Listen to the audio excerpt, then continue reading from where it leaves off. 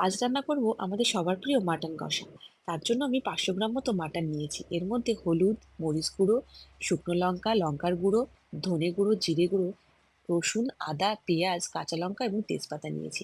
এবার কড়াইতে তেল গরম করে এর মধ্যে শুকনো লঙ্কা এবং তেজপাতা ফোড়নে দিয়ে একটু ভেজে নিয়ে এর মধ্যে অ্যাড করব গোটা গরম মশলাগুলো। গোটা গরম মশলাগুলো দিয়ে একটু ভাজা ভাজা হয়ে গেলেই অ্যাড করে দেবো পেঁয়াজ কুচিগুলো। এবার পেঁয়াজ কুচিগুলো একটু বাদামি রং ধরতে শুরু করলেই এর মধ্যে দিয়ে দেবো লঙ্কার গুঁড়ো এবং হলুদের গুঁড়ো এবং অল্প একটু চিনি। বলা হয় এই তেলের মধ্যে লঙ্কার গুঁড়ো এবং হলুদের গুঁড়ো দিলে নাকি তরকারির কালারটা খুব সুন্দর আসে। এবার এগুলো দিয়ে একটু ভাজা ভাজা করে নিয়ে এর মধ্যে অ্যাড করে দেবো আদা বাটা এবং রসুন বাটা। এই আদা বাটা এবং রসুন বাটা দিয়ে ভালো করে কষিয়ে নিয়ে এর মধ্যে দিয়ে দেবো ধনের গুঁড়ো এবং জিরের গুঁড়ো। এবার ভালো করে মশলাটা কষাতে হবে। মশলাটা থেকে তেল ছাড়তে শুরু করলেই অ্যাড করে দেবো আমাদের মাটনটা। মাটনটা এই মশলার সাথে কিন্তু খুব সুন্দর করে মিশিয়ে